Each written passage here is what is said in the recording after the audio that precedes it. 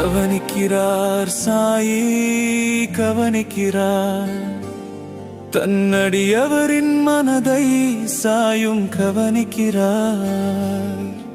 மழை மேகம் போல அமுத மொழியை பொழிகிறார். தன் பக்தர் மனம் நிறைய சாயும் அருள்கிறார். தாயை போல சாயும் ஆணை இடுகிறார். தன்னடியவர்க்கு விவே மன உறுதியையும் தருகிறார். வியாபாரம் நஷ்டம் தானே அடைகிறார் சாத்தே.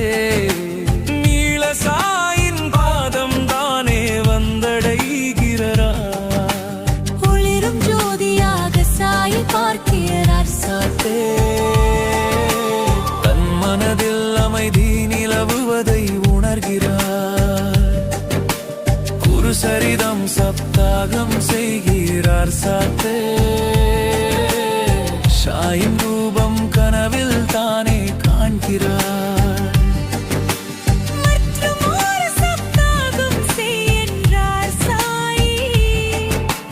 சம்சார பந்தம் உன்னை விடும் என்றார். சாயின் அமுத மொழிகள் தனக்கு வேண்டுமே என்று சாயி ஹேமந்த் எண்ணுவதை அறிந்திட்டார். ஷாமாவிடம் தட்சணை வாங்கி வா என்று சாயி ஹேமந்தை தானும் அங்கு அனுப்பினார். பாபாவின் கட்டளையை ஏற்றுத்தான்.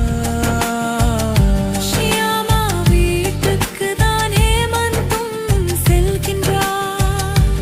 நாகபாகவதம் நூலை அங்கு காண்கிறார். ஹேமந்த் அன்று படிக்க மறந்த பகுதியையும் படிக்கிறார். சாயி கேட்ட தட்சணையை தா என்றார்.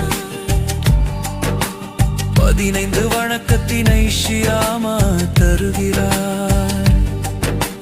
தட்சணையை பெற்று ஹேமந்த் கேட்டிட சாயின் லீலை தனை ஷியாமாவும் சொல்கிறார்.